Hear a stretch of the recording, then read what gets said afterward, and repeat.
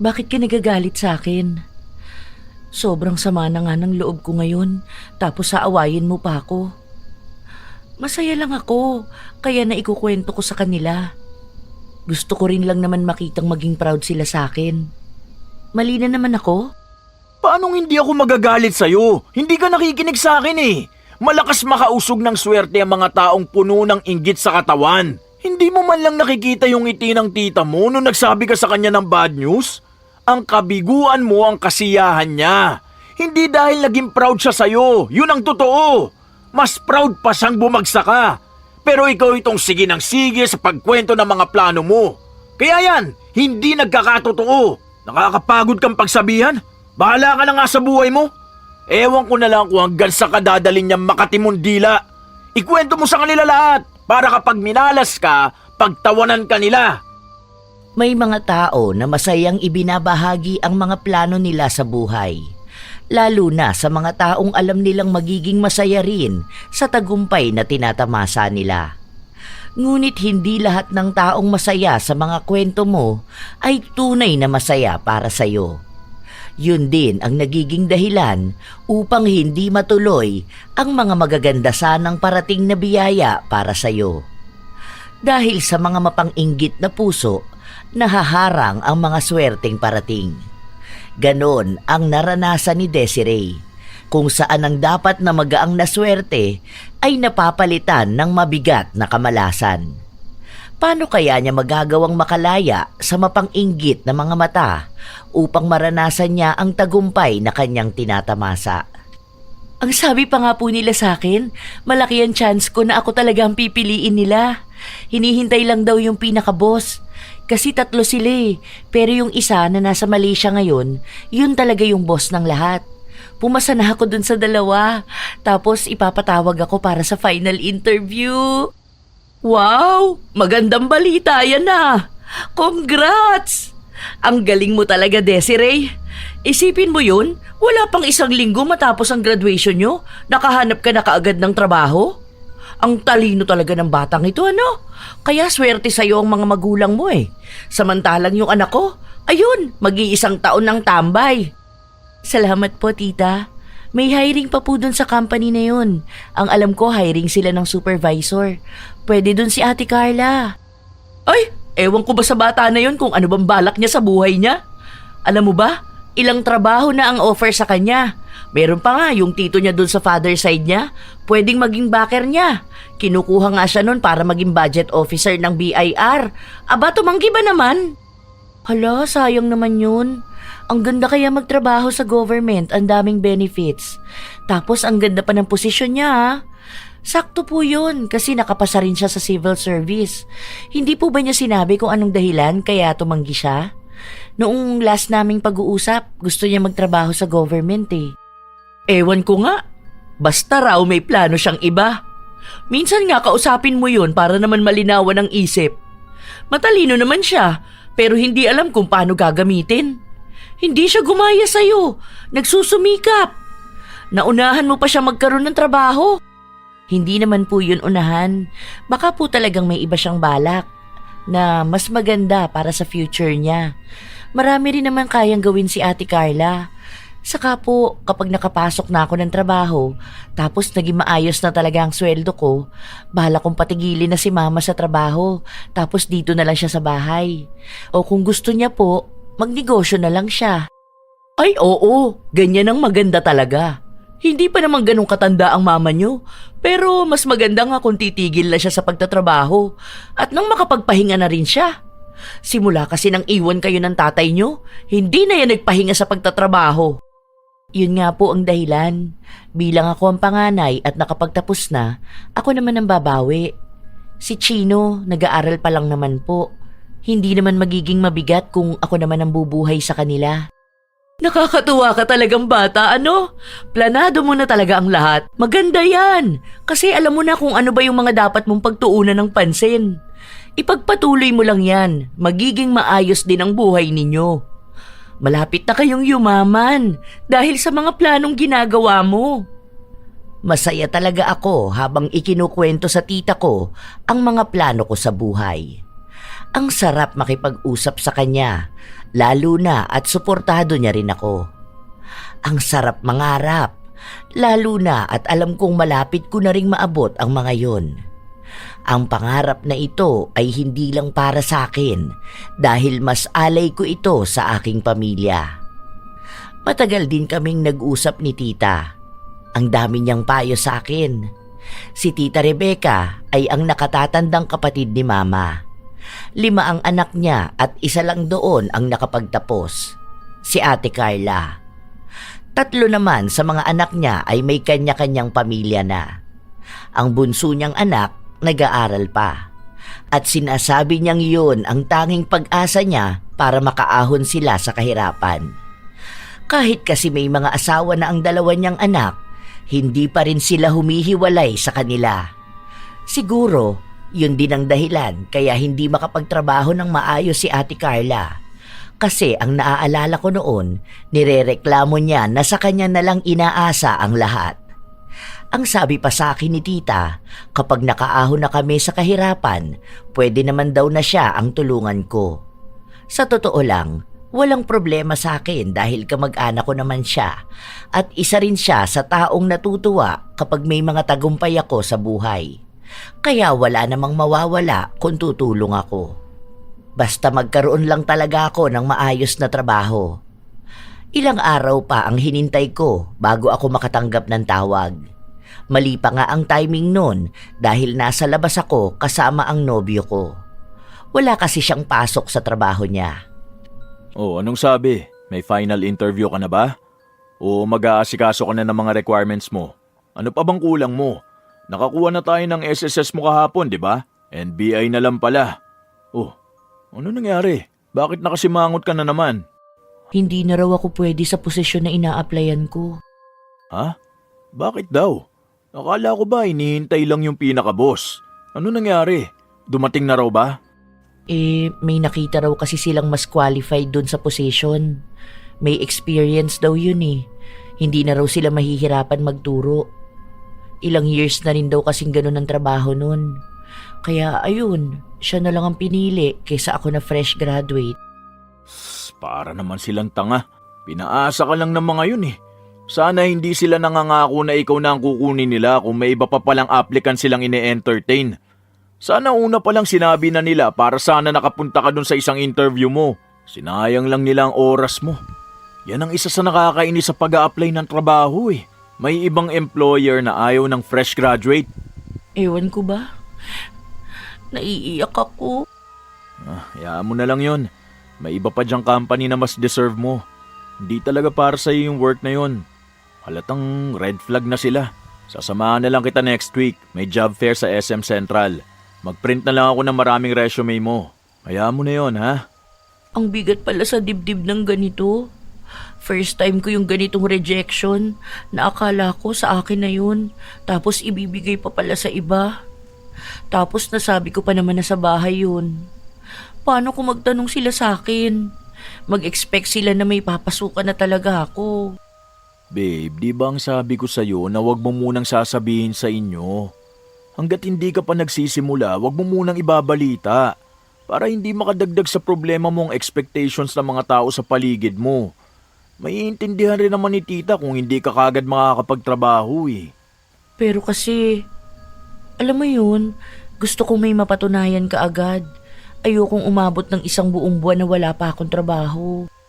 Naiintindihan ko, nape-pressure ka. Pero okay lang yan, ha? Normal yang nararamdaman mo. Pero hindi ibig sabihin na hindi mo nakuha ang expected job mo, failure ka na. Sadyang hindi lang ikaw ang karapat-dapat sa posisyon na yun. Dahil may mas magandang parating para sa'yo. Feeling ko, hindi ako sapat. Alam mo yun? Ang saya-saya ko na tapos biglang ganito.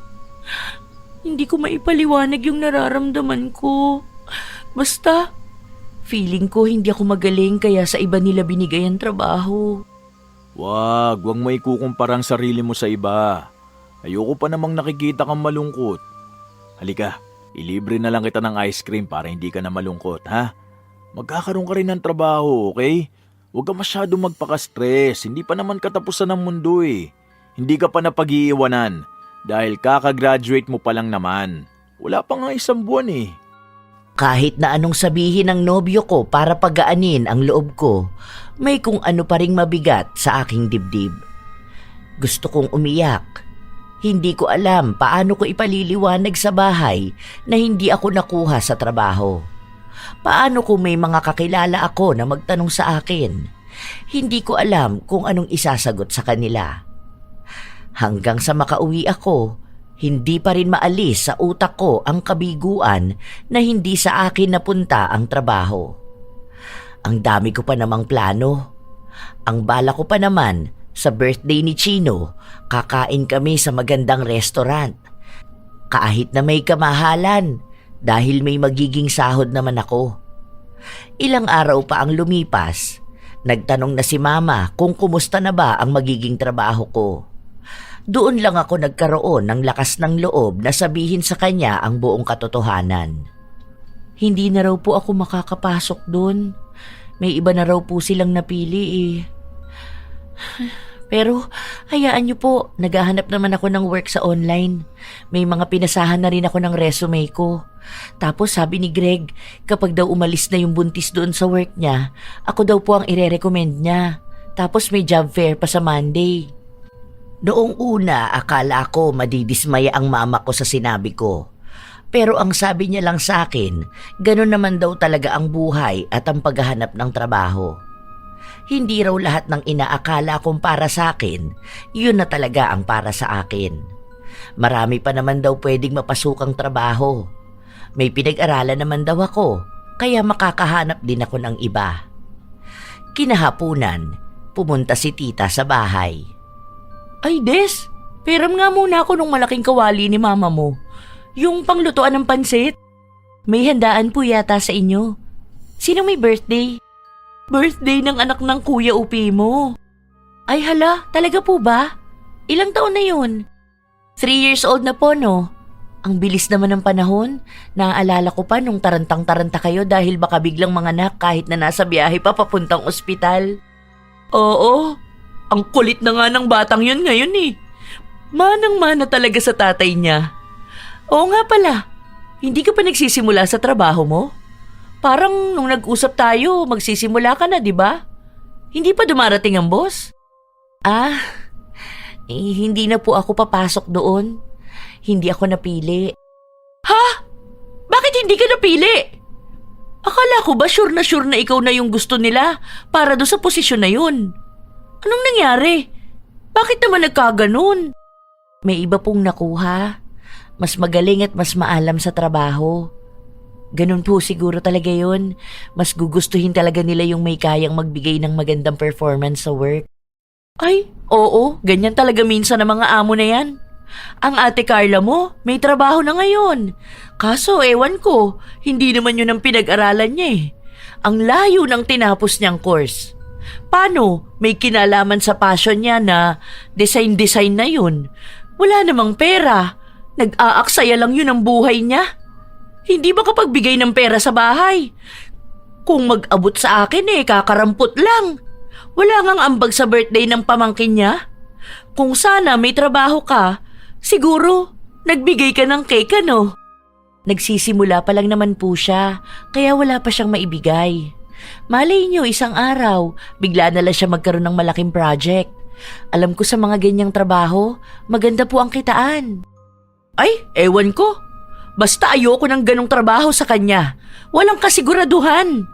Di gaya kapag nagtrabaho ka sa gobyerno, mabibigyan niya pa kami ng magandang buhay. Ganyan sa mga plano mo para sa pamilya mo. Kung ganon sana siya mag-isip, di ba? Lalo na may mga pamangkin siyang nag-aaral. Ay, ang dami ko na sinabi na problema. Punta na lang kayo mamaya sa bahay ha. Simpleng handaan lang yun. Ilang araw din ang lumipas na dinamdam ko ang hindi pagtanggap sa akin sa trabaho. Hanggang sa may muling tumawag sa akin. Nagkaroon ako ng unang interview at matapos nun agad ding sinabi sa akin na pwede na akong magsimula sa susunod na linggo. Basta't maipapasa ko ang lahat ng requirements na kailangan. Binigyan nila ako ng listahan at ang iba roon ay meron naman na ako. Oh my God! Ito na yun, babe. Sobrang saya ko. Magkakaroon na rin ako ng trabaho. Ito, alam ko, sure na to. Hindi na to katulad nung una. Excited na ako kumita ng pera. Tapos, yung unang sahod ko, ipanglilibre ko kaagad sa inyo. Kakain tayo sa labas. Hindi na ikaw yung palaging gagastos. Nakakahiya na rin kasi ikaw nagbibigay ng allowance sa akin para makapag-apply ng work. Boyfriend pa lang naman kita, pero daig mo pang sugar daddy ko. Huwag mo munang planuhin lahat, babe. Kaya mo na lang muna mangyari. Unahan mo na naman. For sure, matutuwa si mama kapag nalaman niya to. Pati na rin si tita. Excited na ako sabihin sa kanila. Ay, ano kayo magiging reaction nila, no? Proud na naman sa akin ang mga yun. Huwag mo na munang ipaalam. Kaya mo na isipin nilang wala ka pang trabahong papasukan. Pwede namang sabihin mo kay tita kapag bukas na mismo ang pasok mo. Sa ngayon, asikasuhin muna natin ang requirements mo. Huwag mo na munang ikwento kahit na kanino, ha? Pumayag ako nung una na hindi ko ikukwento kahit kanino ang balita na yon. Pero nang isang araw na magkakasama kaming magkakamag-anak, dahil bumisita sa bahay ang isang kamag-anak namin na nasa probinsya, bigla ko na lang naikwento na papasok na ako sa trabaho. Sobrang tuwa ko na hindi ko napigilan ang sarili ko. Detalyado ko pang sinabi sa kanila ang lahat. Natuwa naman sila at ang dami kong natanggap na papuri mula sa kanila. Hanggang sa gumabi na, umalis na yung mga bisita namin dahil pupuntahan din nila yung iba pa naming mga kamag-anak. Ang naiwan sa bahay ay si Tita Rebecca dahil sa kabilang bahay lang naman sila nakatira. Talaga ba, Des? May papasukan ka na? Sabi ko naman sa'yo eh. Makakakuha ka pa ulit ng trabaho. Ayos yan. Mukhang mas maayos naman din kausap ang mga yan kaysa dun sa una mong pinasahan na pinaasa ka lang. Opo, surprise nga po dapat to kasi bala ko sabihin kapag papasok na ako sa trabaho. Sa Lunes na po yun. Kaso hindi ko talaga mapigilan ang sarili ko eh. Good news na kasi to. Bakit itatago ko pa po, di ba? Wow! Congrats ulit! Ang galing mo talaga! Malaki naman ba ang sahod mo doon? Kumusta naman daw ang magiging kita mo kung sakali man? Bali, ang sabi sa akin, nasa 18K monthly ang starting. Kapag naging regular na ako after 6 months, tataas na po. Ang maganda po ron, every weekend ang off namin. Walang pasok ng Sabado at Linggo. Tapos may food and transpo allowance pa. Kaya nung malaman ko yun, go na talaga ako. Malapit lang din naman yun. Isang sakayan lang naman po ng jeep. Ay wow! Ang ganda naman yung nakuha mong trabaho. Ganyan sana. Hindi ka natalo kasi kung may 18K ka na monthly, tapos may dagdag pang allowance. Ang dami mong pera niyan, panigurado ako. Kaya nga po eh, meron pang iba bukod dyan. Lalo na marketing position po yun. May mga incentives pa po. Basta may mga sinabi pa sa akin, ipapaliwanag na lang daw lahat yun kapag nag-start na ako pumasok. Basta lahat po maganda, hindi talo ang empleyado. Ang sabi pa nga sa akin, matatagal na nga raw po talaga yung mga tao doon. Hindi raw talaga umaalis. Bali yung papalitan ko, nag-resign kasi magpapakasal na yata dun sa boyfriend niyang hapon. Sure ba naman daw na ikaw na nga yung makukuha dyan? Baka naman mamaya gano'n na naman yung sa nangyari nung una ha? Alam mo na, mahirap din minsan magpakakampante. Opo, sure na. Medical ko na nga po eh. Kukunin na po namin bukas ni Greggy yung result. Ay, medical mo na pala. Tiyak makakapasok ka na nga niyan. Sana makapasa ka sa medical mo. Lalo na kasi 'di ba, may history ka nun na may tama ang baga mo. Baka biglang lumabas sa x-ray, 'di ba? Alam mo naman kapag mga ganyan, ang aarte ng mga boss. Nakuha ko na po ang result ng x-ray ko. Normal naman po. Yung sa ihi na lang po at sa dugo ang kukunin namin bukas. Pagkatapos nun, ipapasa ko na sa company. Sabay ready na mag-work. Tapos po, ayun, tuloy-tuloy na yun. O sige, good luck na lang. Hindi na kami natapos sa bahay na pag-usapan ang magiging trabaho ko. Ang dami kong kwento sa kanila na mga pangako rin sa akin kapag nagtagal ako sa trabaho.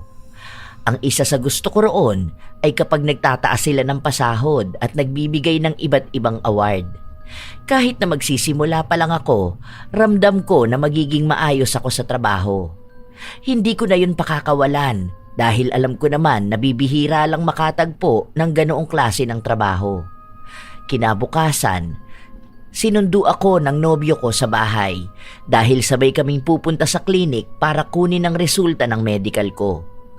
Nang makuha ko na ang resulta, kinausap ako ng doktor at sinabi sa akin na may nakitang kakaiba sa ihi ko. Kailangan ko munang maggamot bago pwedeng ulitin ang test. Oh, paano ka naman magkakaroon ng UTI? Hindi ka naman umiinom ng mga pwedeng makapagdala ng sakit na yan ah. Panay ka lang naman tubig. Sure ba sila na tama tong na-test nila? Nasay talaga? Baka nagkapalit-palit lang. Hindi ko nga rin alam. Ngayon lang ako nagkaroon ng ganyang sakit eh. Paano kaya yan? 7 days pa naman daw kailangan kong inumin yung gamot. Tapos saka ulit magpapatest. Kaso kailangan na yan sa Monday. Mag-half day ako sa Monday. Punta tayo sa office nila. Itanong natin kung pwede ka na mag-start kahit to follow na lang yung medical mo. Nakakapagtaka talaga to. Wala ka bang ibang nararamdaman? Papayagan ka ba mag-half day? Baka naman wala ka na niyang sahurin. Hindi ka pa naman pumasok nung nakaraan dahil sinamahan mo ko mag-asikaso ng mga requirements ko. Huwag mo na kaya ako samahan, no? Ako na lang magpunta sa kanila. Papayag yan. Wala naman ang manager namin eh. Ako nang bahala doon. Wala namang magiging problema sa sahod ko. Hindi makaka-apekto yung ilang araw na absent. Problemado talaga ako sa nangyari sa akin. Lalo pa at gumastos na naman ang nobyo ko para bumili ng gamot ko. Sa totoo lang, nahihiya na rin ako sa kanya dahil ang dami ko ng abala sa kanya.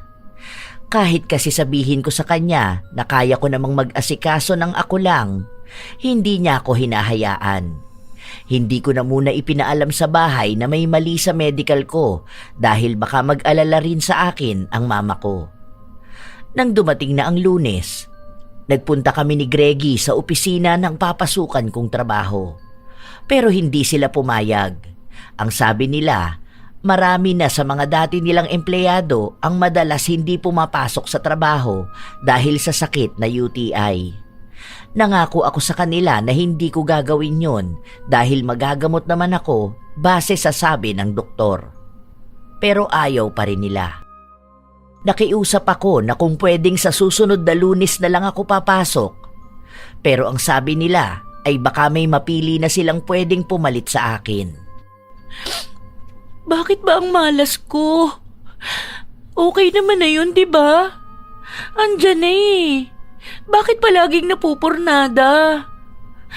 Ano bang mali sa akin? May isa ko pa namang interview, di ba? Yung secretary position dun sa tapat ng Watson. Yung bentahan ng aircon. Mas gusto ko dyan. Ang laki ng sahod nila. At mas maganda ang benefits. Wala ka nang magagawa dahil ang sabi nila hindi ka na qualified. Magpagaling ka na lang muna. Ang mahalaga okay na ang requirements mo. Magagamit mo pa naman to ng 6 months. Hindi naman to masasayang. Gusto ko yung trabaho na yun. Bakit kasi hindi napunta sa akin? Gusto ko yun. Hindi na nga pwede, babe. May iba pa dyan trabaho. Doon ka na lang. Kahit na maglupasay ka dyan, hindi ka pa rin makakapasok sa kanila. Tara na, punta na tayo sa bahay nyo. Ang tagal ko nang walang trabaho. Magdadalawang buwan na. Yung mga dati kong kaklase, nakikita ko sa mga story nila na may work na sila. Tapos yung mga kaibigan ko, may maayos na trabaho. Tapos ako, talunan sa buhay. Hindi ka talunan. Hindi mo lang talaga kontrolado ang lahat ng bagay. Hindi mo naman alam na may sakit ka pala eh. Oh, at least nalaman natin. Naagapan na kaagad. Tara na, tahan na, okay lang yan. Hanap na lang ulit ng ibang trabaho. Ganun lang naman yun eh. Mahirap lang yan sa umpisa. Bakit sila? Kahit first try nila, nakakapasok na sila. Tapos ako, 2 beses na minalas. Ikaw rin, first job mo yan, di ba? 3 years ka na dyan. Bakit ako hindi ko magawa yun? Ay, ang malas-malas ko sa buhay. Ayoko na. Panay ka kumpara sa sarili mo. Tara na, umuwi na tayo. Magpahinga ka na lang muna. Tapos mamaya maghanap tayo ng work sa online. Kung sakali, hanap tayo na pwede ka sa work from home. Hindi ako natigil sa panay pagsasalita at panghihinayang sa pangalawang pagkakataon na hindi ako nakuha sa trabaho. Mas masakit ito kaysa noong una. Dahil di hamak naman na mas maganda ang alok dito at dapat ngayong araw na ako magsisimula sa trabaho. Pero walang nangyari. Uuwi lang din pala akong bigo. Nasa trabaho si Mama, kaya mamaya ko pa sasabihin sa kanya pag uwi niya. Wala rin si Chino dahil may pasok siya. Kaya kaming dalawa lang ni Greggy ang nasa bahay. Mukhang sawang-sawa na rin siya sa paulit-ulit kong sinasabi. Inaantok talaga ako. Ang aga kong nagising kanina eh. Baka naman pwede mo akong patulugin, no? Kasi naman, sayang yung work ko sana. Dapat ngayon tinuturuan na nila ako. Dapat may table na ako eh. Tapos gagawa na ako ng ID ko. May ipopost na sana ako sa Facebook ko. Yan kasi ang hirap sa'yo eh. Hilig mo i-share sa mga tao ang nangyayari sa buhay mo. Try mo kayang wag ipaalam sa lahat ng mga plano mo at ginagawa mo. Mas maganda yun, walang mag-evil eye. Nagpapapaniwala ka naman sa evil eye na yan. Hindi naman yan totoo, no? Totoo yun. May mga tao kasing akala mo masaya sa tagumpay mo. Pero ang totoo, hinihiling nilang bumagsak ka. Kaya nga sinasabi ko sa'yo na huwag kang magkwento kung kani-kanino, di ba? Kapag may good news, piliin mo lang ang taong pagsasabihan mo. Yung mga tao na totoo sa'yo. Yung alam mong walang inggit sa tagumpay mo. Hindi yung mga mapaggunwari. Ang mga pinagsasabihan ko naman mga kamag-anak ko at mga kaibigan ko. Wala naman sa kanilang may sikretong inggit sa akin. Kilala ko na ang mga yun. Todo support sila. Yung mga kaibigan ko nga, sila pa mismo naghahanap ng work ko. O di ba? Kilala mo naman ang mga yun? Hindi lahat ng kaibigan mo talagang masaya para sa'yo. Ewan ko kung sino sa kanila ang totoo. Sa dami mo ba namang kaibigan eh. Saka dyan sa mga kamag-anak mo. Sa totoo lang, yung mga yan pa mismo malakas ang evil eye. Kasi may mga kamag-anak na takot sa tagumpay mo. Kaya ako kahit mga tita o tito ko, di ko pinagsasabihan ng mga plano ko eh. Ako lang ang nakakaalam, tapos ikaw tsaka si Mama, yun lang. Kasi iniingatan ko na baka pag nausog nila, hindi pa matuloy. Saan mo naman natutunan yung mga ganyan? Wala ka lang talagang ibang mapagsabihan. Paano? Mga kamag-anak mo, kaaway mo. Tapos wala ka rin kaibigan kasi ayaw mo sa tao. Yun na nga ang dahilan, kaya nga sila nagagalit sa akin eh. Dahil ayaw kong sabihin sa kanila next move ko. Bigla na lang nilang nakikita ang success. Alam mo babe, ang mga taong may inggit sa'yo, allergic yan sa success mo. Malalaman mong totoong masaya sila para sa'yo kapag nakita nilang nagtatagumpay ka kahit na hindi mo sinasabi sa kanilang ginagawa mo. Pero kapag ang mga yun chinismis ka, alam mo na, yun ang malas sa buhay mo. Habang nagpapaliwanag ang nobyo ko sa mga kakaiba niyang paniniwala sa buhay, biglang may kumatok sa pinto.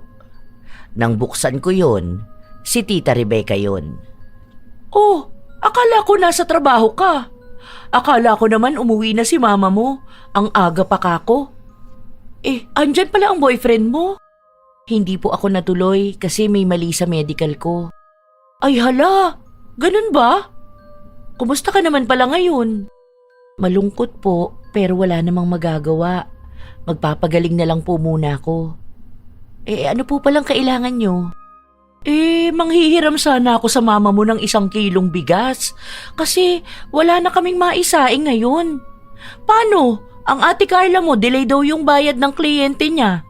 Naiinis na nga ako kasi palagi na lang ganun. Yun ang sinasabi ko sa kanya.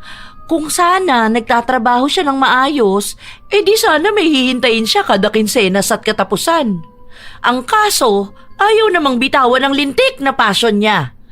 Akala naman niya ikayayaman niya yung design na yun. Di makatulong sa bahay. Feeling ko nga nagtatago ng pera yun Hindi sinasabi sa akin magkano talaga ang sinasahod niya sa bawat kliyente niya. Hindi na ako kumibo pa sa mga sinabi ni tita.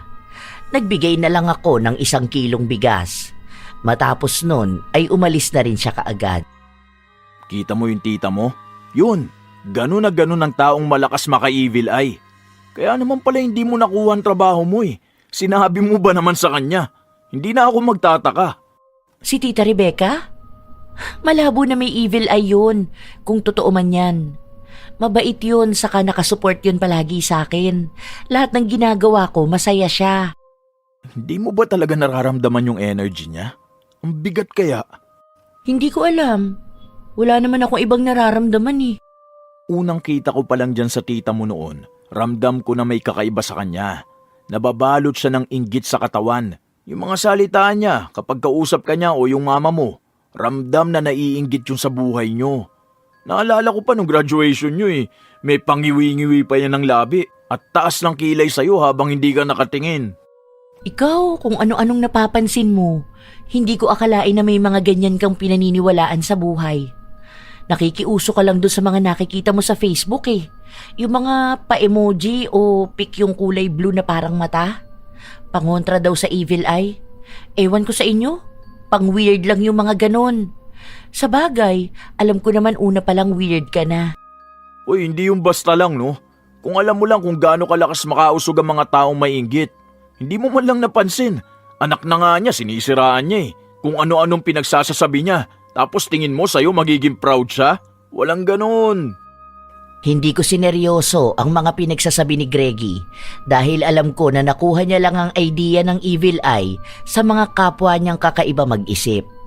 Kahit na minsan hindi ako naniniwala sa mga ganyang bagay. Ilang araw pa ang lumipas. Ilan na rin ang mga kumpanya na pinasahan ko ng resume. May mga tawag naman pero lahat sila hindi ako tinatanggap. May mga nagsasabi na tatawagan ako pero walang nangyayari. Halos 6 na buwan na rin akong naghahanap ng trabaho. Napuntahan ko na lahat ng job fair. Ang dami ko na ring naiprint na resume pero wala akong napala. Nakakapagod sa totoo lang. Habang nakikita ko ang mga kasabayan ko na may maayos na trabaho, nagagawa na ang mga gusto na ibibigay na ang magandang buhay sa pamilya nila. Ako naman, naiwan sa likod. Nawawalan na ako ng pag-asa. Pakiramdam ko, nauubusan ako ng oras. Hindi ako masaya dahil wala akong kwenta. Parang sayang lang ang pinaghirapan ng mama ko para makapagtrabaho ako kung magiging isa lang din pala akong pabigat. Ang hirap. Araw-araw kong hinahanap ang halaga ko. Kung may mararating pa ba ako sa buhay o ganito na lang talaga ako. Lalo pa akong nakakaramdam ng pagkadismaya sa sarili ko kapag kailangan ng pera sa bahay tapos wala man lang akong maibigay. Unti-unti akong nawala ng kumpiyansa sa sarili ko. Hindi ako magaling kaya hindi nila ako tinatanggap sa trabaho. Hanggang sa nagsabi sa akin si Greggy na may kaibigan siyang pwedeng magpasok sa akin sa trabahong ginagawa rin nito. Nag-order na ako ng noise cancelling headphones para magamit mo yon. Tapos yung PC set mo, pwede na yung gamit mo. Kalalagay lang naman natin ng SSD dyan last year eh. Smooth pa naman yan. Pero check ko na rin yung ibang software, lalo na yung madalas mong gagamitin. Yung wifi nyo, mapapa-upgrade natin ang plan. Kailangan dyan malakas ang internet nyo. Gastos mo na naman? Wala lang yan, basta magkaroon ka na ng trabaho. Sayang yan ah, ang ganda pa naman sa team nila. Lalo na kung makakuha ka talaga ng client mo. Paano kung hindi ko pala kaya? Nakakahiya naman sa kaibigan mo. Mamaya mapahiya ko pa sila. Huwag kang magduda sa sarili mo. Naniniwala ako na kaya mo yan. Hindi ko alam. Ang bigat ng pakiramdam ko eh. Feeling ko wala na akong kayang gawin. Feeling ko na pag-iiwanan na ako. Iniisip ko na baka hindi talaga ako magaling. Minsan nga, bigla na lang pumapasok sa utak ko na paano kung talagang wala na akong makitang trabaho? Paano ako mabubuhay? Yung mga kamag-anak at mga kapitbahay namin, panay sila tanong kung may trabaho na ba ako. Nahihiya nga ako lumabas ng bahay kasi feeling ko kapag nakikita nila ako, ang dami nilang nasasabi. Baka pinag-uusapan na nila ako na nakapagtapos ako ng 4 years sa college tapos magiging tambay lang ako. Baka nadidisappoint na sila sa akin. Kaya pati ako nadidismaya na sa sarili ko. Bakit ba isip ka ng isip sa sasabihin sa'yo ng ibang tao? Bata ka pa naman ah. Hindi pa hulihan lahat para makapagsimula ka. Kung ano-ano na naman kasing iniisip mo eh. Hindi ka magtatrabaho para sa kanila kundi para sa sarili mo at sa pamilya mo. Hindi mo kailangan patunayan ang sarili mo sa mga taong yun. Kung tatanungin ka nila kung anong trabaho mo, wag mo sagutin. Hayaan mo sila sa buhay nila. Hindi mo naman maaalis sa akin na isipin talaga yung ganyang bagay. Kasi kapag nagkukwentuhan kami, wala ako maipagyabang sa kanila. Kasi wala naman ako maipagmamalaki. Madali lang yan. Huwag kang magyabang. Gusto ka lang nila magyabang para mausog nila. Kapag alam nila ang ginagawa mo, madali para sa kanilang mapigilan yun. Kaya sa halip na swerte ang lalapit sa'yo, mamalasing ka. Mas madali nga namang humiling ng masama sa kapwa. Dahil ang mga taong gaya nila, gusto lagi ang pagbagsak ng iba. Kaya tigilan mo yung pagiging madaldal mo ha. Baka mamaya itong bago mong trabaho makarating na kung kani-kanino. Ewan ko na lang kung ano na naman ang mangyayari. Huwag ka na magbalita sa kanila tungkol sa buhay mo. Kahit na ilang beses akong pagsabihan ni Greggy, hindi ko talaga mapigilan ang sarili ko na ibalita sa mga kakilala ko ang trabaho ko. Nakapagsimula na rin ako. Maliit lang noong una ang naging kita ko dahil baguhan ako at ang mga kliyente ko ay yung mga ayaw nilang kunin.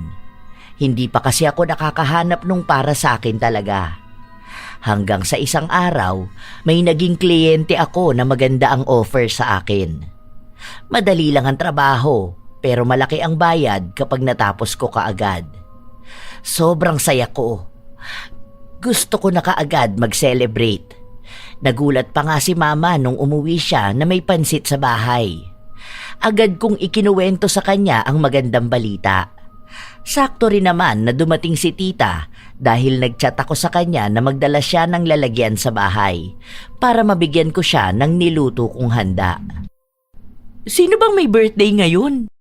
Wala po, Tita. May celebration ngayon dahil may nakuha akong kliyente. Ang laki ng offer niya. Siguro kung i-convert sa peso, aabot yun ng 100K po. Tapos 1 linggo lang. Alam ko matatapos ko na kaagad yun. Hala, talaga ba? Ang galing mo naman, Des. Paano mo ba nagagawa yung mga ganyan? Natutuwa ako sa'yo. Ang sipag mo naman kasi talaga eh. Ginagamit mo talaga ng maayos ang utak mo. Hindi ko po inaasahan na makukuha ko yun. Kasi 3 kaming pinagpipilian niya. Tapos, nung nakita niya ang portfolio ko, ayun, ako agad ang pinili niya. Sobrang saya ko po talaga, kaya nagluto ako para sa celebration. Iniisip ko po, kapag nakuha ko na yung sahod ko, mapapaayos ko na tong bahay namin. Kasi 'di ba, balak namin magpa second floor, tapos papatiles ko tong sahig. Yung banyo namin, ipapaayos ko rin kasi lumang-luma na. Yan ang mga bala ko sa ngayon. Tapos kapag may nakuha pa ulit akong next project na ganun kalaki o mas malaki pa, ang gagawin ko naman, magpapabukod ako ng office ko. Tapos kung talagang papalarin palalo, baka matuloy ko na yung plano ko na mag-travel kami. Iniisip ko pa nga kung sa Baguio ba o sa Ilocos. Pero sa December pa naman po yun, ilang buwan pa. Talaga? Ang ganda ng mga plano mo, ano? Talagang pinag-isipan mo ng maayos. Ganyan din yung gusto ko eh.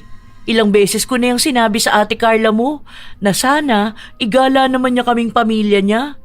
Kaso ayaw niya naman, ipit na ipit sa pera niya. Tapos kahit pampaayos ng bahay, wala. Mauunahan niyo pang maayos ang bahay niyo. Tapos makakapag-travel pa kayo. Di ba ang galing? Asensado na talaga. Magiging donya na ang mama niyo. Saka po yung plano ko na mag-business na rin po. Napag-usapan na namin yun ni Mama. May mga nakausap na po ako sa franchise. Malaking tulong yun sa amin kasi malaki ang sasahurin ko sa trabaho ko. Tapos may negosyo pa kami. Tapos isa pa po sa plano ko, mag-invest po. Ang sabi nila maganda raw kapag sa lupa mag-invest.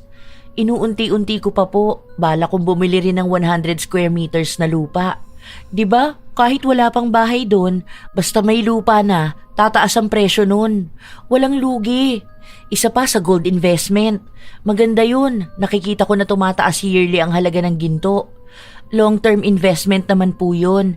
Saka kung sakali, for emergency na rin. Ang dami kong plano. Lahat yan, magkakatotoo. Ang dami nga. Iba ka talaga mag-isip. Pero sure ka ba na makukuha mo talaga lahat yan? Mahal ang presyo ng lupa Saka yung mga gold na yan, may mga nagbebenta ng peki na ganyan. Kaya dapat mag-iingat ka. Gamitin palagi ang utak. Pero alam ko naman na matalino ka. Kaya alam mo na yung ginagawa mo. Salamat tita. Talagang pinupush ko ang sarili ko para talagang makuha ko lahat ng yan. Nararamdaman ko na sa sarili ko, mangyayari din yan lahat. Malapit na. Lalo na ngayong nagsisimula na talaga ang magandang karir ko. Sana, ganyan din ang ate Carla mo. Kaso alam mo ba na makikipag-live-in na yun sa boyfriend niya? Lilipat na yun sa bahay ng lalaki. Wala na, tinakasan na ang responsibilidad sa amin. Gusto na mag-asawa. Kaya sayang ang tinapos na pag-aaral nun. Hindi man lang kami naiahon sa kahirapan. Kaya itong bunso ko, lagi kong kinakausap na siya na lang talaga ang pag-asa namin. Buti pa ang mama mo, wala nang poproblemahin kasi sagot mo na lahat. Mabibigay mo maging pangarap niyang negosyo. Tapos makakaahon na talaga kayo sa kahirapan. 37 years old naman na po kasi si Ate Carla, tita. Malamang gusto na nun mag-asawa. Paano ba naman mga kapatid niya, 3 na anak? Tapos siya wala pa kahit isa? Hayaan niyo na po siya. Ang mahalaga, kaya naman siyang panagutan ng boyfriend niya. Ay, ewan ko ba sa kanya? Hindi naman din ganun sa boyfriend mo ang boyfriend niya Mababa lang ang posisyon sa kumpanya, tapos ang baba ng sahod. Nangungupahan lang ng bahay. Ay naku, ewan ko na lang kung anong buhay ang haharapin nun. Hindi katulad mo. Yung boyfriend mo kakapromote lang, tapos tumaas palalo ang sahod. May kaya rin sa buhay ang pamilya nun. Hindi sumusuporta sa pamilya. Sa pansarili niya lang at pagtulong sa'yo. May sariling bahay, may sasakyan pa. Ang swerte mo talaga, Des. Parang lahat na ng swerte napunta na sa'yo. Pero mahirap din ang ganyan Kasi baka sa sobrang swerte mo, bigla na lang bawiin lahat sa'yo. Tinawanan ko na lang ang sinabi ni tita. Matapos ng pag-uusap namin ay umuwi na rin siya kaagad. Sa paglipas ng mga araw, naging abala ko sa tinatapos kong trabaho. Halos hindi na kami masyadong nakakapag-usap ni Greggy, kaya ang ginagawa niya, pagkatapos niya sa trabaho, pumupunta siya sa bahay. Naiintindihan naman niya ang ginagawa kong ito, kaya walang problema sa kanya kung hindi ko siya gaanong napagtutuunan ng pansin. Hanggang isang araw, wala siyang pasok, nasa bahay lang siya. Tapos na ako sa trabaho ko at kapapasa ko lang. Hinihintay ko na lang na mag-reply ang kliyente ko para sa usapan naming bayad. Ano, pwede na ba maglambingan? Miss na kita Ang OA mo naman. Magkasama naman tayo palagi. Hindi ka lang masyadong napapansin. Tapos mo na ba ang trabaho mo? Mag-book ako ng staycation para naman makapag-relax ka rin. Nagkaroon ka lang ng trabaho, sinobrahan mo naman. Hinihintay ko lang yung reply. Ang sabi niya tinitingnan niya na yung gawa ko Yun, pwede ka na talaga magpahinga muna. Mamaya yan, baka ipapasa na sa'yo ang payment. Halika, hag na kita. Congrats sa first major project mo Kapag pumasok na sa account ko yung sahod, libre agad kita. Ako na lang muna ang manlilibre sa'yo. Tara, bihis ka na. Kakain tayo sa labas. Next time mo na lang ako ilibre, Samansa rin na natin. Dalihan mo na. Hindi naman ako tumanggi.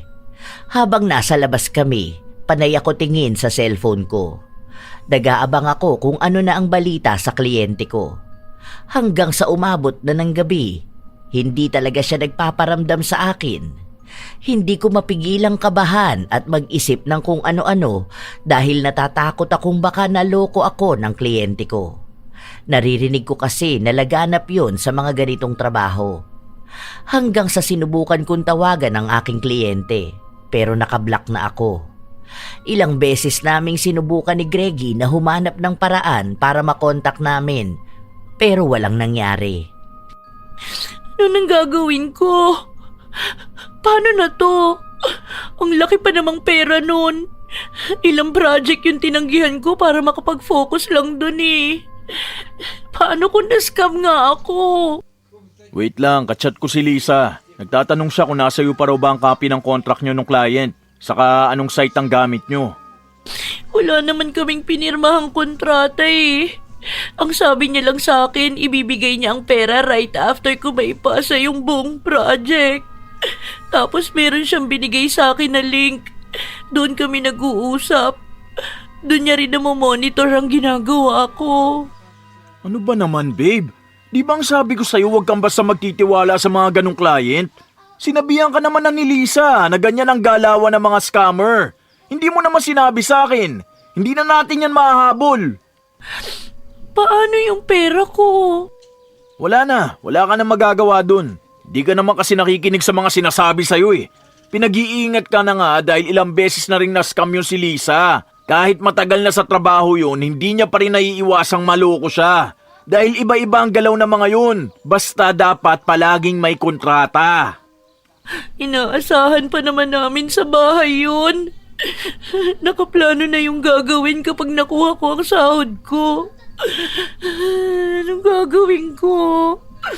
Nakakahiya naman. Ang palpa ko talaga sa buhay. Ang bobo ko. Huwag mo nasisihin ang sarili mo. Wala naman niya maitutulong eh. Sa susunod, mag-ingat ka na lang sa mga makakadil mo. Hindi yung basta ka nagtitiwala dahil lang sa malaking offer. Hindi ko magawang maihakbang ang paa ko para makapaglakad ako pa uwi. Namumugto na rin ang mga mata ko sa kaiiyak. Ang daming pumapasok sa utak ko. Lahat yun, puro pa problema. Naghihintay pa naman si Mama dahil nakausap na niya yung gagawa ng bahay. Nakapagtanong na rin siya kung magkano ang magagastos.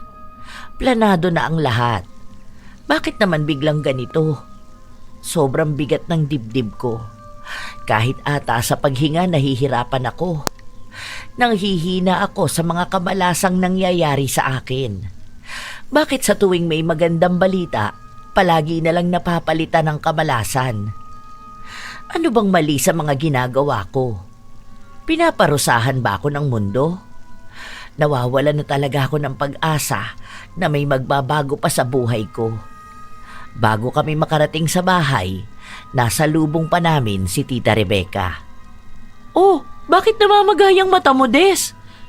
Nag-aaway ba kayong dalawa? Nascam po kasi ako, Tita. Yung sinasabi ko po sa inyong trabaho, hindi ako binayaran ng client ko. Hindi ko na siya makontak. Ay, hala? Ganun ba? Sayang naman pala yun. Ang ganda pa naman sana ng plano niyo na magpalagay ng second floor at magpaayos ng CR. Uy, paano na ngayon yan? Hindi na matutuloy? Kukunin pa naman sana ng mama mo ang Kuya Odoy mo para sa trabaho na yun. Inaasahan niya rin yun eh. Baka po hindi muna sa ngayon. Pero itutuloy ko pa rin po yun kapag nakahanap ako ng iba pang client. Sayang talaga. Pera na naging bato pa. Hindi kumikibo si Greggy. Nakatingin lang siya sa tita ko. Nang makapasok kami sa bahay, tahimik lang talaga ang nobyo ko. Parang may iniisip siyang napakalalim. Bakit? Sinabi mo sa tita mo yung plano niyong pagpapalagay ng second floor? Alam niya rin yung tungkol sa client mo? Pati kung magkanong pera makukuha mo? Bakit mo sinabi? Bigla ko lang naikwento kasi masaya ako eh. Alam mo naman na mahilig ako mag-share, di ba? Kaya naman pala nagkakanda malas-malas ka na naman sa buhay. Hindi mo mapigilan yung dila mo. Wala ka nang naitago sa mga tao. Lahat na lang sasabihin mo. Pwede mo namang itikom niyang bibig mo eh. Tapos kapag nagtanong sila, ngumiti ka lang at huwag mong idetalye ang lahat. Bakit ka nagagalit sa akin? Sobrang sama na nga ng loob ko ngayon, tapos aawayin mo pa ako. Masaya lang ako, kaya naikukwento ko sa kanila. Gusto ko rin lang naman makitang maging proud sila sa akin. Mali na naman ako? Paanong hindi ako magagalit sa'yo? Hindi ka nakikinig sa akin eh. Malakas makausog ng swerte ang mga taong puno ng inggit sa katawan. Hindi mo man lang nakikita yung ngiti ng tita mo nung nagsabi ka sa kanya ng bad news? Ang kabiguan mo ang kasiyahan niya. Hindi dahil naging proud siya sa'yo. Yun ang totoo. mas proud pa siyang bumagsak ka. Pero ikaw itong sige ng sige sa pagkwento ng mga plano mo. Kaya yan, hindi nagkakatotoo. Nakakapagod kang pagsabihan. Bahala ka na nga sa buhay mo. Ewan ko na lang kung hanggang sa kadadalin niyang Makatimon dila. Ikwento mo sa kanila lahat para kapag minalas ka, pagtawanan ka nila. Pinigilan ko pa si Greggy na umalis, pero halata namang inis na inis siya sa akin. Wala na akong ibang nagawa kundi ang umiyak sa kwarto ko. Wala na akong kakampi. Ngayon pa na pati ang nobyo ko galit na rin sa akin. Nasabi ko na rin kay mama na hindi matutuloy ang pagpapagawa ng bahay. Wala naman akong ibang narinig sa kanya, kundi sa susunod na lang namin ipagawa kapag may pera na talaga. Pakiramdam ko talaga wala akong pakinabang sa pamilya namin. Ilang araw na dinamdam ko ang nangyari. Hindi na ako halos lumalabas ng bahay. Hindi na rin kami nagkikita ni Greggy. Minsan tumatawag siya sa akin, pero hindi ko sinasagot. Wala akong ganang kumain. Para nang wala na akong ganang mabuhay. Gusto ko lang nakahiga sa kama, nakatulala. Ayokong kumilos. Ayokong makipag-usap sa kahit na sino. Kakaiba tong pakiramdam ko. Ang hirap ipaliwanag. Basta ang alam ko lang, nilalamon ako ng sarili kong kaisipan. Para akong dinadala ng sarili ko sa kadiliman. Ang hirap nito. Hindi ako umiiyak pero nagluluksa ako. Sunod-sunod na kamalasan ang nangyari sa buhay ko. Hindi na ako pinapasukan ng kliyente. Nasira pa ang computer na gamit ko. Tapos, nasira pa yung kabilang bahagi ng bahay namin. Bumigay yun kaya yung mga gamit namin nasira. Alam kong nahihirapan si mama, pero wala man lang ako magawa para tulungan siya. Kasi paano ko siya tutulungan kung di ko nga matulungan ng sarili ko? Sa paglipas ng mga araw, walang nagbabago. Tamad na tamad pa rin akong kumilos kasi pakiramdam ko wala naman ding mangyayari sa buhay ko. Dumating ang kaarawan ng isa naming tito. Nagpunta kami kahit na ayaw ko na sanang sumama. Andoon din ang mga kamag-anak naming may mga maipagmamalaki. Itong si Desiree, maganda kaya ang trabaho nito, di ba? Kumusta na pala yung mga client mo? May nakuha ka na ba ulit na magandang offer? Naku, nakita ko na bumibigay na ang bahay niyo ah. Dapat ipagawa mo na yun. Wala pa rin po. Hindi ko po alam kung kailan ko po yun mapapagawa kasi wala na ulit akong trabaho. Naghahanap pa po ako ng papasukan ko. Sus, kaya mo yan. Ang talino mo kaya. Isa pa, bakit hindi ka humingi ng tulong dun sa boyfriend mo? May kaya naman yun sa buhay. Bibigyan ka nun ng pampagawa ng bahay niyo. Oo nga pala, bakit hindi ko na siya nakikitang nagpupunta sa inyo? Hiwalay na ba kayo? Anong nangyari? Nahuli mo siguro na nagloloko ano? Kami pa naman po, busy lang siya sa trabaho niya ngayon.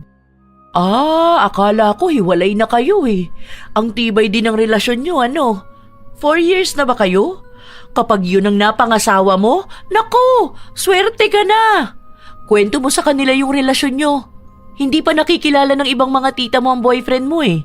Kung isinama mo sana rito, pakinggan niyo siya, malalaman niyo kung gaano siya kaswerte dun sa lalaki. Hirap na makakilala ng ganung lalaki ha.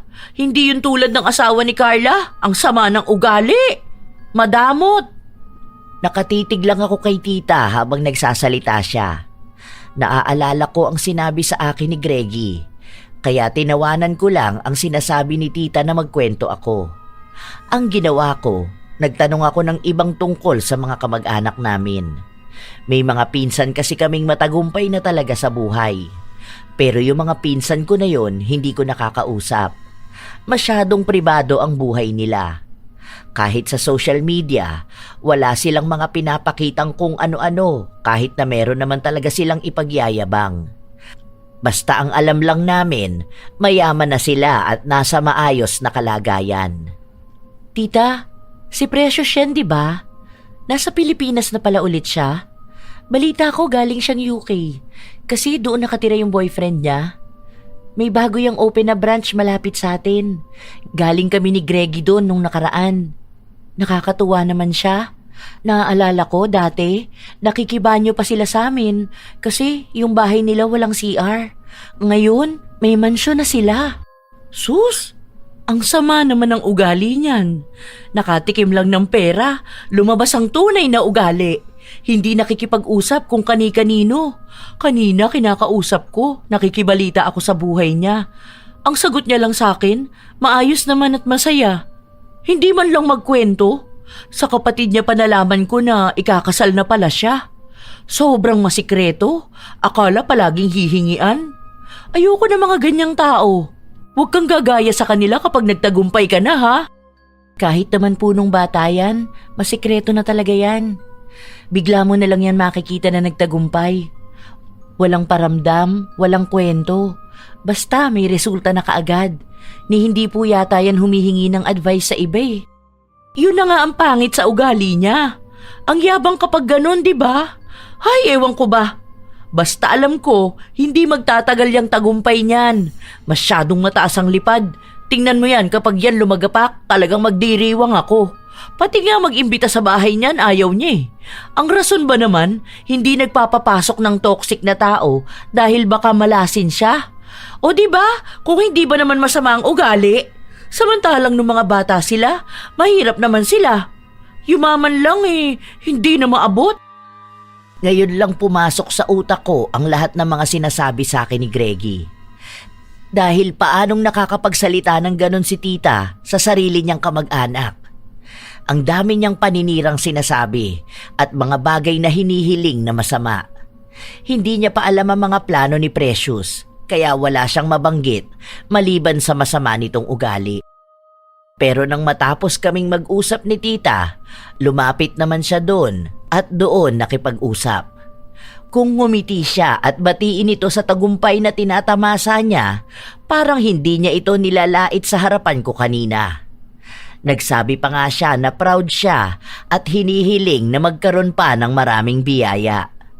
Ang bait niya. Pero ang mga hiling niya kanina, puro pagbagsak at pagkabigo. Doon ko napagtanto na tama nga si Greggy. Kung nagagawa ng tita kong siraan ang mga tao na yon sa harapan ko, hindi imposible na sinisiraan niya rin ako sa iba at humihiling ng masama sa akin. Bumalik sa utak ko ang lahat. Ang dami kong biyaya na napalampas dahil lang inunahan ko na agad ipagyabang yon sa taong hindi masaya para sa akin. Nang maiwan na lang si Precious na mag-isa, kinausap ko siya. Nakibalita ako sa buhay niya at ganon din siya sa akin. Hindi ko nga alam ang gagawin ko. Basta sa ngayon, inaayos ko na ang paghahanap ng trabaho. Puro kamalasan ba naman ang nangyari sa akin eh. Basbasan mo nga ako para mabahagian mo naman ako ng swerte mo sa buhay. Natawa lang siya nung una. Humaba ang usapan naming dalawa. Wala naman palang nagbago sa ugali niya.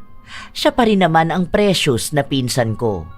Ang pinagkaiba lang, mayaman na talaga siya. Hindi siya nagkukwento ng mga naabot niya sa buhay. Ang kwento niya lang ay yung mga masasaya niyang karanasan. Tapos mga baliktanaw nung mga bata pa lang kami. Wala rin siyang binanggit sa akin na plano niya sa buhay. Kahit yung pag-travel niya o kahit na anong may kinalaman sa nobyo niya. Hindi ko alam kung bakit bigla kaming napunta sa usapan ng evil eye. Ang sabi niya, yun daw ang iniiwasan niya sa tao, kaya ayaw niyang magkwento. Kasi noon daw, naranasan na niyang malasin din sa pagkukwento ng mga ginagawa niya. Kaya naging tahimik din siya sa social media dahil pwedeng yung mga nakakakita ng mga post niya may inggit pala sa kanya. Ayaw na niyang magkaroon ulit ng palpak na plano. Ayaw niya rin na pati yung relasyon niya ay magkaroon ng problema dahil sa paghiling ng mga tao ng masama sa kanya. Parehas sila nang sinabi sa akin ni Greggy. At ngayon, doon ko lang talaga naintindihan na tunay nga na mas magandang tahimik ang buhay. Walang nakakaalam ng mga susunod kong hakbang dahil baka mabati ng mga mapang-inggit na mata. May itinuro siya sa akin na pwedeng pantanggal ng malas. Cleansing gamit ang itlog. Medyo hindi pa ako naniniwala nung una dahil akala ko pinaglalaroan niya lang ako. Pero wala namang mawawala kung susubukan ko. Ginawa ko nga yun sa araw na sinabi niya sa akin. Ang gaan sa pakiramdam. Hindi na ako tulad noong una na parang bit-bit ko ang bigat ng mundo.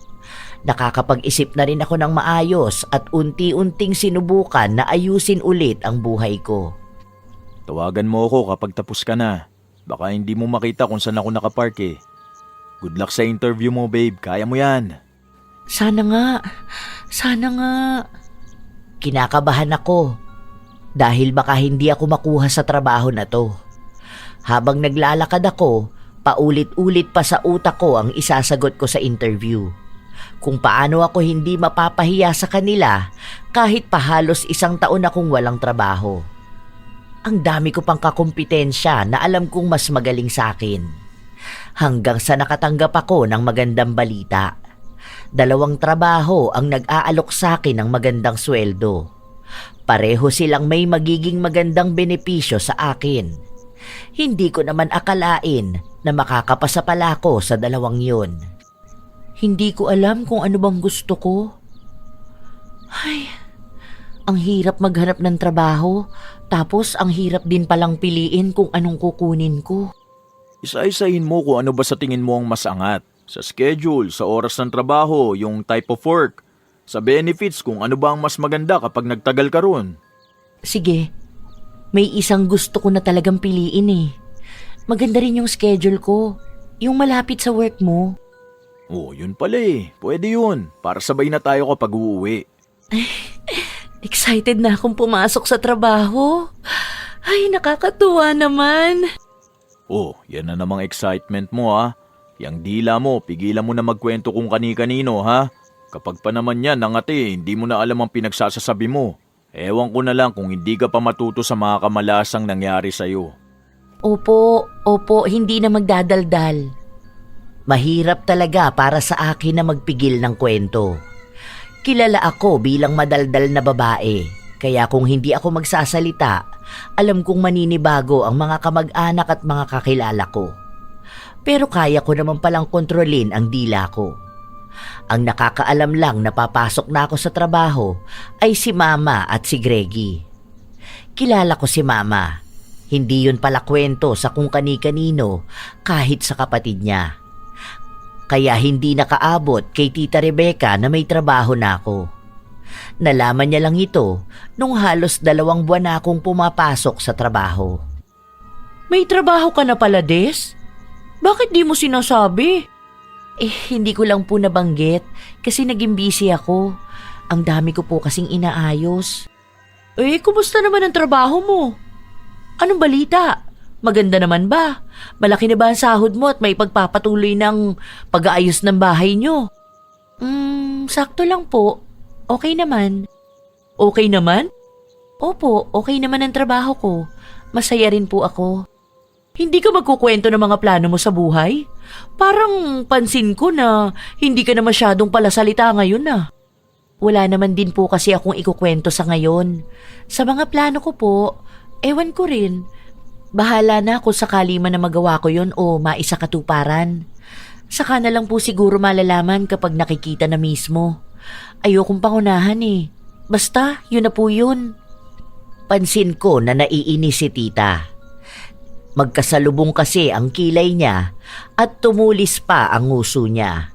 Dati kasi kapag nag-uusap kami, maski sahod ko sinasabi ko sa kanya kung magkano. Pati kung magkano ang binibigay ko kay mama o kung may naiipon ba ako. Pero ngayon, tahimik na ako. Wala siyang narinig na kahit na ano.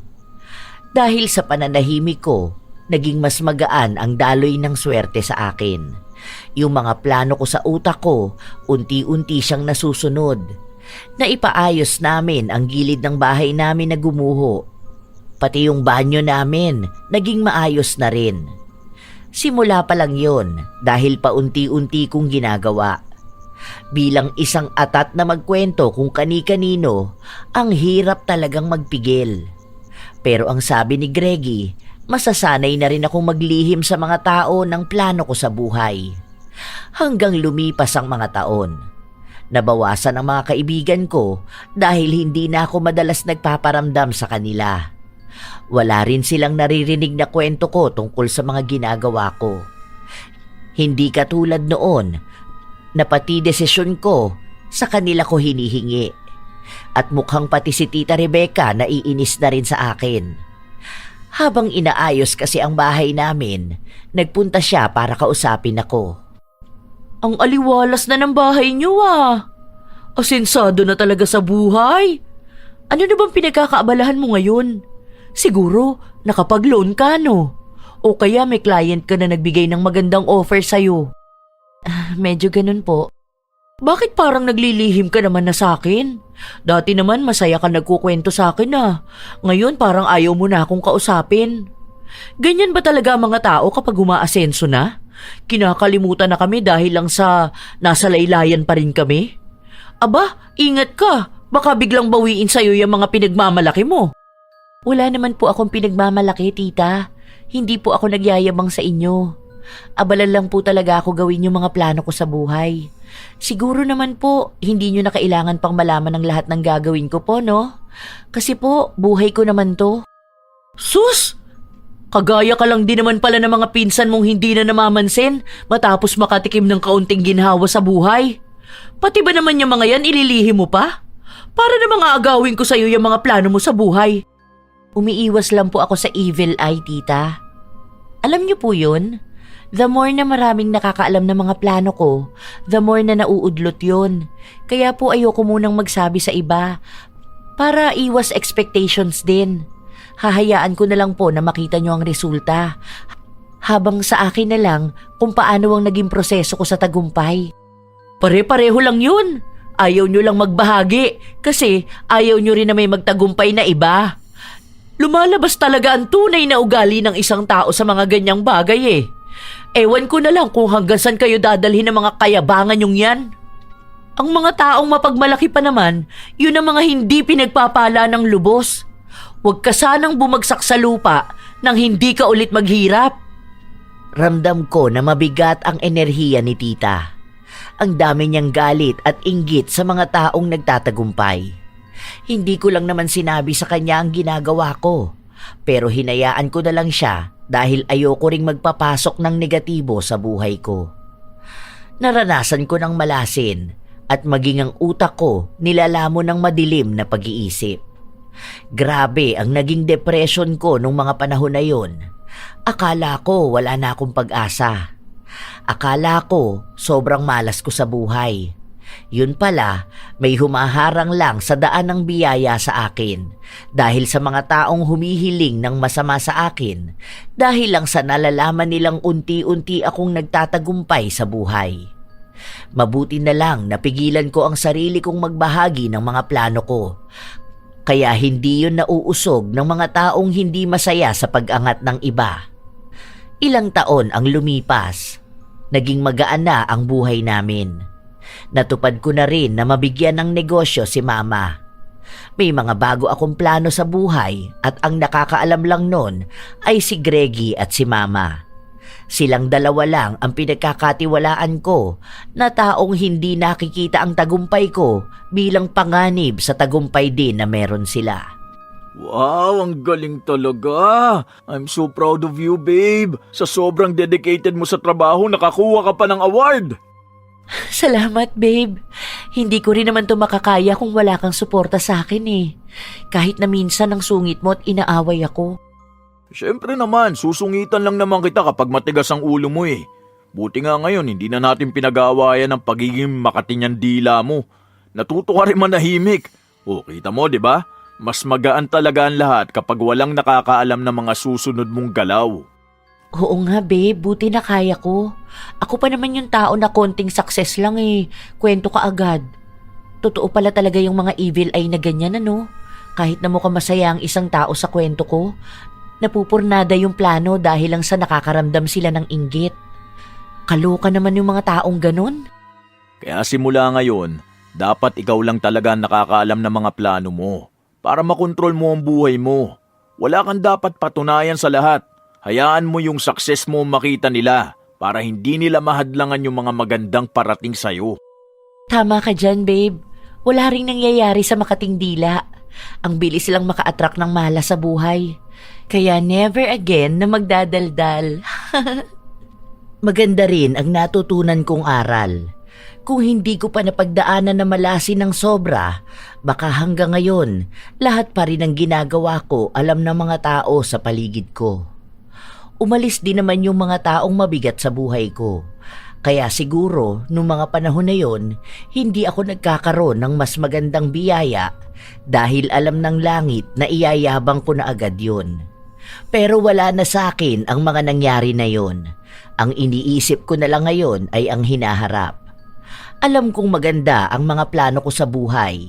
Hindi ko man makuha yon ng buo lahat, nagagawa ko naman ng paunti-unti. Ang dami palang nangyayari kapag tahimik ka lang na kumikilos. Hindi ko lang din maiwasan yung mga naririnig ko sa ibang tao na mayabang na ako kahit na wala naman akong ipinagyayabang. Wala silang ibang ipaninira sa akin maliban sa mga dati kong kamalasan. Minsan, inuulit nila sa akin yung mga nangyaring nagpabigat ng buhay ko, pero wala akong kibo sa kanila. Dahil alam ko na yun lang naman ang alam nila sa akin, wala na silang masasagap na mga plano ko. Kaya wala silang masisira sa akin. Sa paglipas ng mga taon, ikinasal na rin kami ni Greggy. Kaunti lang ang mga imbitado sa kasal namin, yun lang malalapit sa buhay namin. Kahit si Tita Rebecca, hindi ko inimbitahan dahil napapagod akong makinig sa mga negatibo niyang komento sa buhay ko at buhay ng mga taong malapit sa kanya. Si Ate Carla lang ang inimbitahan ko at ang asawa niya. Nang makita ko si Ate Carla, maayos na siya. Mukhang masaya. Siguro dahil nakawala na rin siya sa poder ng kanyang ina na walang ibang ginawa kundi ang hilahin siya pababa. May mga tao pala talagang ganun. Kahit nakadugo mo pa, sila pa ang nagiging dahilan para malasin ka. Dahil sila rin yung ayaw na makitang nakakaangat ka. Kaya pala may mga tao na malihim din dahil ayaw nilang hindi matuloy ang magaganda nilang plano sa buhay. At isa pa, tunay ding payapa kapag ganun. Si Tita Rebecca naman, hindi na siya nakaalis sa ugali niyang mapanira. Mukhang gano'n na nga talaga siya, kaya kahit ang swerte, hindi na pupunta sa kanya. Hindi ko na lang sila pinapansin dahil ang mahalaga sa akin ay ang pamilya ko. Marahil ang maibibigay ko lang payo sa mga tao na makatirin ang dila gaya ko na mas inuunang ikwento ang mga plano bago pa man ito magkatotoo. Pilitin na lamang na kilalanin kung ang pinagsasabihan ba ay taong walang lihim na galit sa'yo. Dahil malaking epekto talaga ang tama ng evil eye. Kinukuha nito lahat ng magagandang bagay na dapat na nasa'yo at papalitan ng mapait na buhay. Hindi lang apektado ang kabuhayan mo, pati na rin ang utak mo at damdamin. Mararamdaman mong wala kang kwenta dahil lang sa nababalot ka na ng negatibong enerhiya. Sa mga taong nakakaranas naman ng ganito, hindi pa naman huli ang lahat para isaayos ang naudlot mong plano. Gumawa ng bagong pangarap at sa pangarap na yon, huwag pahihintulutan ang sino mang may masamang mata na sirain yon. Protektahan ang sarili laban sa mapanlinlang na taga-suporta kahit na ang katotohanan naman nun ay humihiling na bumagsak ka at manatili sa lusak na buhay gaya nila. Sadya talagang may mga tao na napupuno ng inggit ang puso na kahit hindi sila nagsasalita, sapat na ang mga tingin nila na puno ng hangaring hindi ka magtagumpay. Ang salita at isip ng mga tao ay may taglay na kapangyarihan, kaya kapag ito ay ginamit ng may masamang intensyon, maaari itong maging balakid na siyang pipigil sa lahat ng kasaganaan at tagumpay na nakalaan para sa atin. Tandaan na huwag unahin ang kwento, hayaan na ang resulta ng tagumpay ang sumigaw para sa iyo. Kung ayaw mong maagaw ang swerte mo, huwag mo itong ilantad sa matang mapang-akit ng kamalasan. Shout out sa ilan sa mga masusugid na tagapakinig ng mga istorya ni Lola Telang.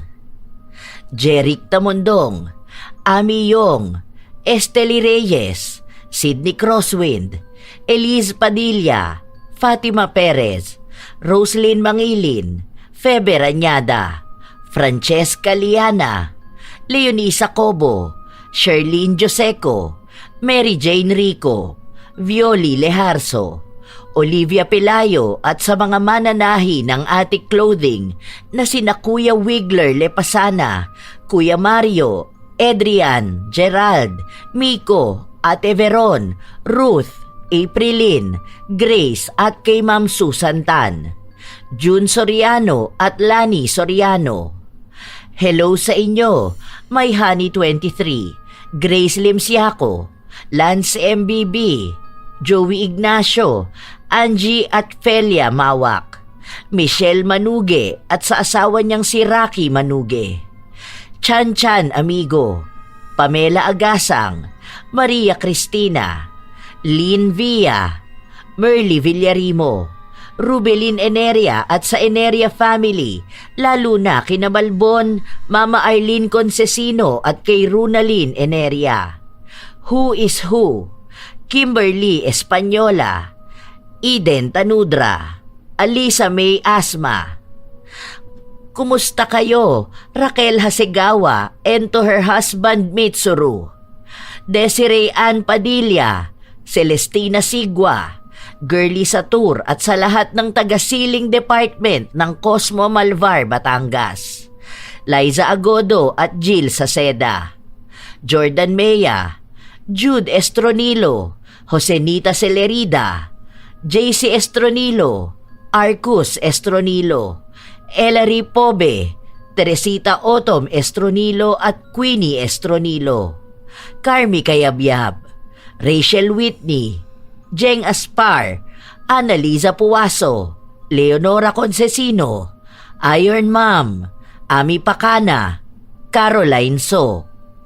Salamat sa inyo, Celia Tolentino, Jackie Jose, Gina Gibo, Joy, Maxine, Karil Tribiana, Rose Maribasa, Hasmin Ali, Rubelin Eneria, Maribeth Peldonan, Dolores Abogado, Jade Pineda, Gail Alfajardo, Zedric Banyaga, Jackie Havines. Shout out din sa inyo, Cram Marker, kay Rovi Vari, Jovelyn Panisan, Roy Lacandalo, Ilocana Vlog ng Qatar, Mercy Minda, Michi de los Reyes, Gia Gigi, Rachel Faulve, Emma Chavez, Nash Jeremy De Vera, Star Mandy, Marie Chris Sumading, Evelyn Reyes, Jean Kahilig Vlog. Maraming salamat sa pakikinig nyo. Lilani Barcenilia, Roxy Ibanez, Gerlin Paisahe, Lucky Nanay, Pamela Allen, Gloria Taer, Diane Elizabeth De Castro, Grace Limsiaco, Baby Co Montez, Mark Balingit, Jacqueline Regondola, Beth Mercado, Mary Ann Pesino, Mac Belcher, Angelica Hortizuela. Shout out din sa inyo, Nilda Dultra, Merly Amistad, Nur Jamer Mamaki, Will Maleses, Sigbinan sa Sweden, Amy Turtoga, Jane Ruiz, Antonio Torrencio Jr., Cherry May Libiran, Marjorie Gumabay, Harjam Estoche, M. Jane Gozon, Maricel Catudio, Vivian Baterbonia, Ann Callejo. Shout out din sa inyo, Ve Pantonyal, Bibi Olihom, Hazel Orio, Regina Len Girali, Alfreda Alano, Juanito Gotenco, Lydia Lopez, Malu Rendorio, Bessie Tagapan, Robert Crimen, Annaliza Malatbalat, Larcy Siriban, Jonalyn Lora, Medigma, Rochelle 2621, Filipina Palsario, Roda May Panaligan, Vanyesa Samson, Norfa Dagundol at Alma Cardeño. Ito ang inyong Lola Telang at maraming salamat sa lagi niyong pakikinig mga apo.